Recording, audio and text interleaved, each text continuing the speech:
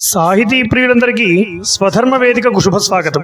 అబ్బబ్బబ్బబ్బబ్బబ్బా, ఈ రోజు మీ ముందుకు ఒక వింత ఆశీర్వాద పద్యం తీసుకొచ్చానండి.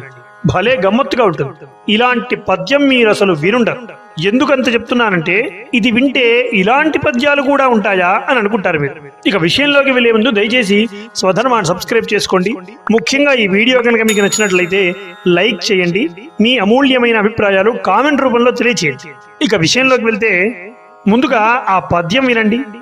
10 పదునైదు 25 ఎలిమి 300 లిన్నూరు 300 తలలవాడు మిమ్ము ధన్యుజేయు. ఏమైనా అర్థమవుతుందా?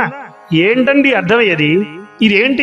ఇదేంటండి ఏదో ఆశీర్వాద పద్యం చెబుతానని ఈ అంకల పద్యం చెప్పారేంటి అని అనుకుంటున్నారు కదా. ఇది అక్షరాల ఆశీర్వాద పద్యమేనండి.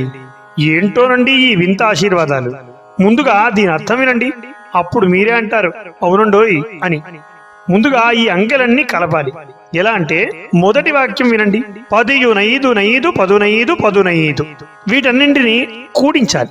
10 5 5 15 ఎంత అవుతుంది? 50 అవుతుంది కదా. సరే, రెండో పాదంలో 25 125 25 ప్లస్ 125 మొత్తం ఎంత? 150 కదా. మూడవ పాదంలో ఎలిమి 300 లిన్నూరు అంటే 200 300 అంటే మరలా 300. ఇప్పుడు ఎంత? 300 200 300 మొత్తం ఎంత? 800. ఇప్పుడు మూడు పాదాల్లోని మొత్తం సంఖ్య ఎంత అనేది పరిశీలిస్తే 50 150 800 మొత్తం 1000 కదా. 1000 తరలవాడు మిమ్ములను ధన్యులను చేస్తాడు అని అంటున్నాడు. 1000 తరలవాడెవరు? ఆదిశేషుడు. ఆదిశేషుడికి 1000 తలలుంటాయి కదండి. ఆ ఆదిశేషుడు మిమ్ములను ధన్యులను చేస్తాడట అనేది భావం. చూసారా? ఎవరండి వీటిని వ్రాసేవారు?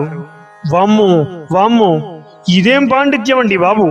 ఇలాంటి అద్భుతమైన ఆవిష్కరణల కోసం స్వధర్మాన్ని దయచేసి సబ్స్క్రైబ్ చేసుకోగలరు, ధర్మాన్ని కాపాడగలరు.